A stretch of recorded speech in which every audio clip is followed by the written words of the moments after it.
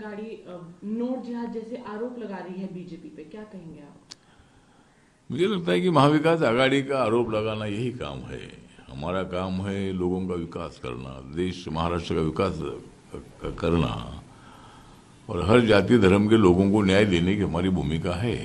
लेकिन महाविकास आघाड़ी वाले हैरान हैं क्योंकि हमारे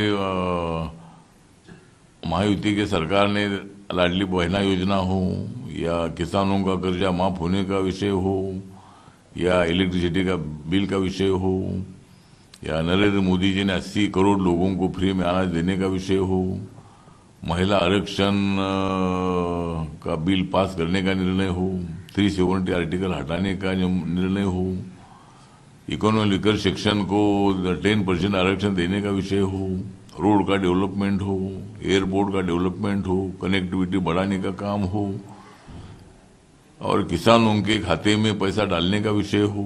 किसानों का जो कानून बनाया था तो 1 साल भर किसानों का आंदोलन चला और आखिर में नरेंद्र मोदी जी ने उनकी मांग को ध्यान में रखकर किसानों का कानून वापस लिया था।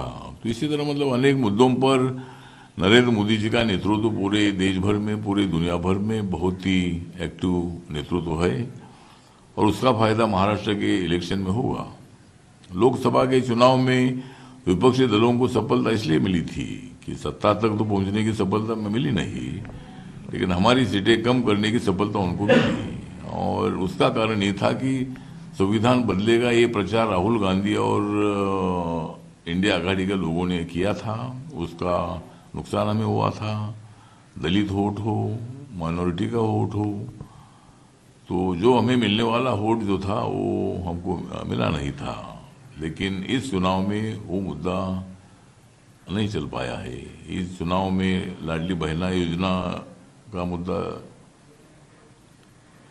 चला है और भी जो मैंने वो मुद्दे बताए वो सब मुद्दों पर मतलब लोग हमारे साथ रहेंगे और महायुति को जिस तरह एग्जिट पोल की रिपोर्ट आ रही है उसके मुताबिक महायुति सरकार बना सकती है, इसी तरह की रिपोर्ट है। हम बहुत सारे इंडिपेंडेंट लोगों के संपर्क में हैं जो हमारी अलायंस पार्टनर्स है हमारे, उनके साथ हम संपर्क में है और हमें सरकार बनाने में कोई दिक्कत आएगी नहीं। महायुति की सरकार जरूर महाराष्ट्र में बनेगी और जो वादे हमने किए हैं वो वादे पूरा करने का काम हमारी सरकार करेगी। सोलर पावर को लेके केस फाइल किया गया। अब यूएस में सिविल और क्रिमिनल चार्जेस दोनों लगाए जा रहे हैं गौतम अडानी और उनके अलावा 7 और लोगों पे ब्राइबरी के।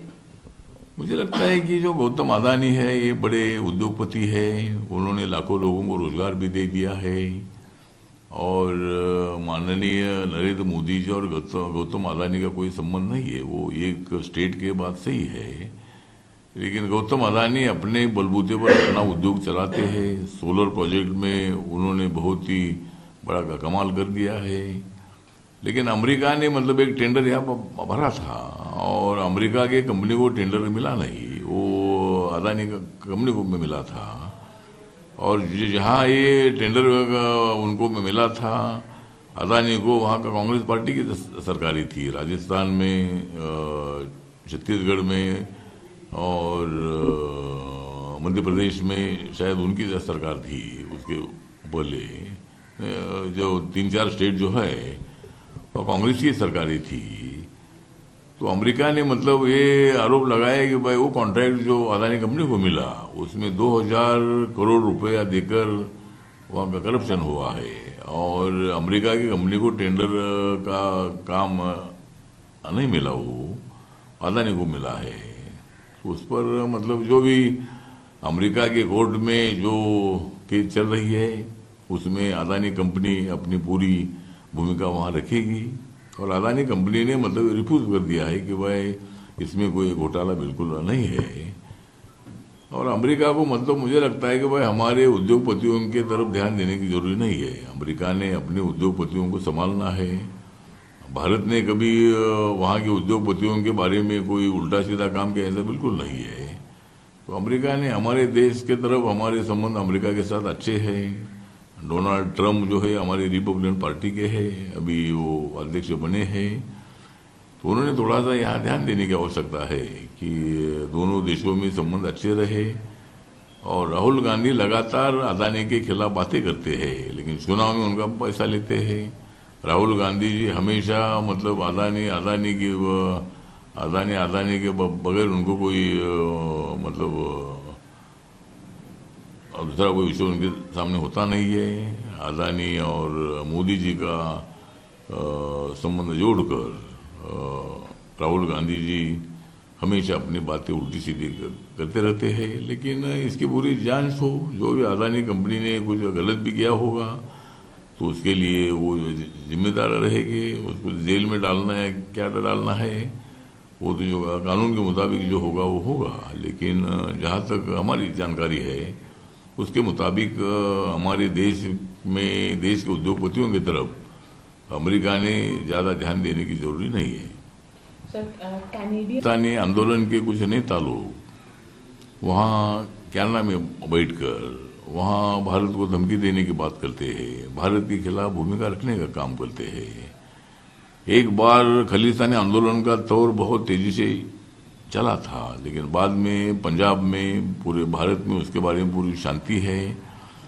और अभी खालिस्तान की भूमिका कोई बिल्कुल नहीं है। अलग अपने देश में एक बार भारत पाकिस्तान का पार्टीशन हुआ है, अभी देश में कोई दूसरा पार्टीशन नहीं हो सकता है। खालिस्तान की मांग हो और भी कोई मांग हो तो अलग देश की मांग नहीं हो सकती है। लेकिन खालिस्तान के बारे में अगर कोई उनको नाम भी देना है तो पंजाब में मतलब ऐसा कुछ खालिस्तानी आंदोलन मतलब अलगतावादी आंदोलन, और अलगतावादी आंदोलन भारत के संविधान के खिलाफ है। भारत के संविधान ने यूनाइटेड इंडिया की भूमिका रखी है। बाबा साहब अम्बेडकर जी ने जो संविधान लिखा है उस संविधान में एक बार भारत और पाकिस्तान का पार्टीशन हुआ है। अब बिल्कुल एक देश का पार्टीशन होगा नहीं, हमारा देश एक रहेगा। तो खालिस्तानी आंदोलन करने वाले लोग कनाडा में बैठकर वहाँ उल्टी सीधी बातें करते हैं, लेकिन वहाँ की सरकार ने उनके तरफ ध्यान देने की आवश्यकता है। तो जिस तरह स्टेटमेंट आया है उनका कि उसके मुताबिक मुझे लगता है कि अगर कनाडा सरकार ने कोई उल्टी सीधी बात नहीं की हुई तो अच्छी बात है। कनाडा के और भारत के संबंध अच्छे रहे और हमारे इंटरनल मामले में कनाडा ने नहीं पड़ना चाहिए। सर, मणिपुर सिचुएशन और एजिटेशंस एस्केलेट हो रहे हैं मणिपुर में, और उस बीच खड़गे जी ने एक लेटर लिखा तो उस पे मिनिस्टर जेपी नड्डा का कहना है कि खड़गे जी ही सिचुएशन को सेंसेशनलाइज कर रहे हैं मणिपुर में। मुझे लगता है कि मणिपुर में लगातार 1.5-2 साल से ही शांति नहीं है। मतलब वहाँ एक दूसरे पर हमले हो रहे हैं। मैते कम्युनिटी और कुकी कम्युनिटी, ये दो कम्युनिटियों में बहुत बड़ा संघर्ष जारी है। पुलिस ने और असम राइफल ने और बाकी जो है सिक्योरिटी एजेंसियों ने काफ़ी प्रयत्न करने के बावजूद भी हमले नहीं रुक रहे हैं। बीच में मतलब हमले हो रहे हैं और म्यांमार के बॉर्डर से कई लोग वहाँ आते हैं और इलीगल हथियार लेकर आते हैं और मतलब वहाँ फायरिंग करके लोगों का नुकसान कर रहे हैं। तो मुझे लगता है कि इसको रोकना बहुत बड़ा जरूरी है और सरकार की तरफ से भारी कोशिश हुई है। हमारे बीरेन्द्र सिंह वहाँ के मुख्यमंत्री है बीजेपी के, उन्होंने भारी कोशिश भी की है, लेकिन शांति वहाँ नाम नहीं ले रही है। बीच में वहाँ अच्छा हो रहा है।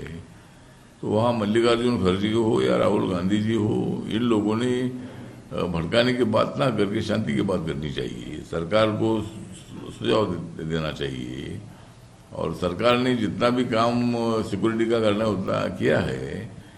लेकिन अभी अगर इसी तरह की वारदात हो रही है तो इसमें ज़्यादा ध्यान देने की आवश्यकता है। और भारत के हमारे माननीय प्रधानमंत्री जी हमेशा संपर्क में है, गृह मंत्री अमित शाह जी उसके संपर्क में है वहाँ के लोगों के, और वहाँ शांति प्रस्तावित हो, ये हमारी इच्छा है, मनोकामना है।